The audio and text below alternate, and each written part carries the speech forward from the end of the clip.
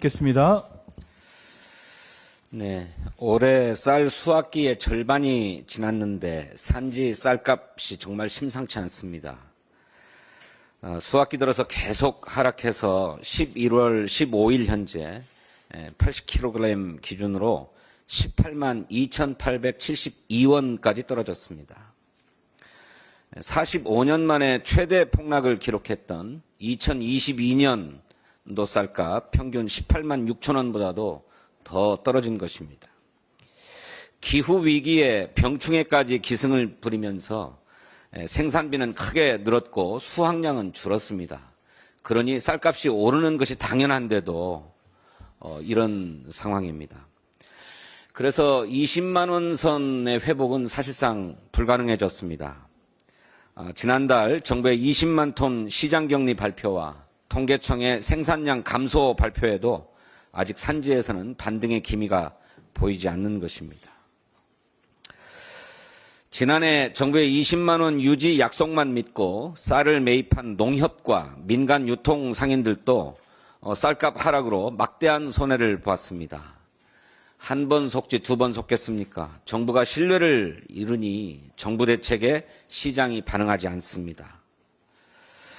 어제도 농민들이 새벽밥을 지어 먹고 서울로 올라와서 농민대회를 열었습니다. 언제까지 농민들을 거리로 내몰 작정입니까?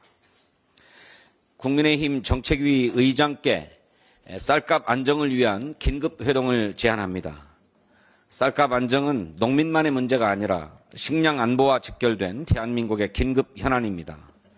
양당 정책위 의장과 농해수위 등 유관상임위원회 간사 그리고 농림축산부 장관, 기획재정부 장관 등이 즉각 만나서 쌀값의 목표값을 결정하고 이를 위한 정부 대책을 마련합시다.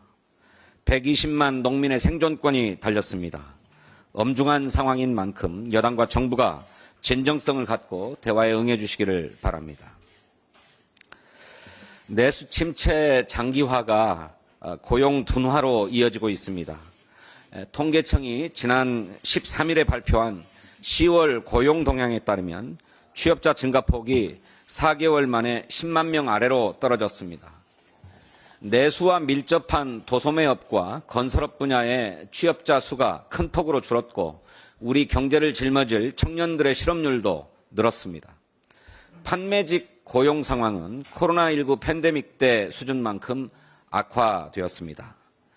특히 20대 취업자 수가 17만 5천 명 줄었고 40대 취업자 수도 7만 명이나 감소했습니다.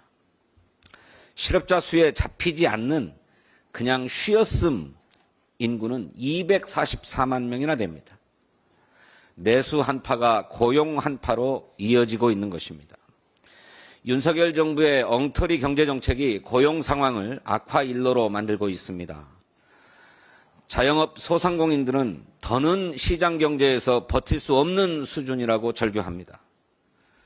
그런데도 정부는 찔끔 지원에 그치는 현실성 없는 대책으로만 일관합니다. 수많은 건설 노동자들이 생계 위협으로 현장을 떠나는데도 정부는 임금 체불과 불법 하도급 대책은커녕 건펑몰이로 폭력배 취급하고 있습니다. 정부가 역대 최고라 자랑하는 20대 고용률의 실상은 비정규직 43.1%입니다. 청년들이 양질의 일자리는커녕 비정규직으로 불안한 하루를 살고 있는 것입니다. 그런 와중에 가계빚은 1913조 8천억 원, 사상 최대입니다. 내수 침체를 방치하고는 고용을 되살리기 어렵습니다.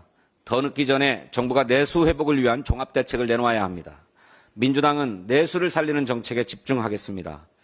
청년 지원 예산과 자영업 소상공인 지원 예산, 중소기업을 살리는 예산을 확보하고 취약계층을 지원하고 민생을 살리는 법안 통과에 최선을 다하겠습니다.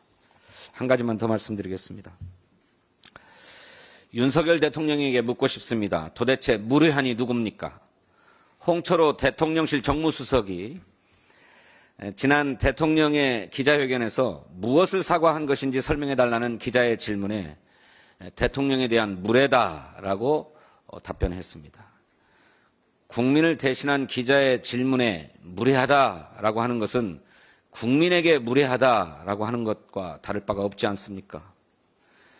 국민에게 진솔하게 사과했다던 대통령의 대국민 담화가 새빨간 거짓말이었음이 다시 한번 확인되고 있습니다.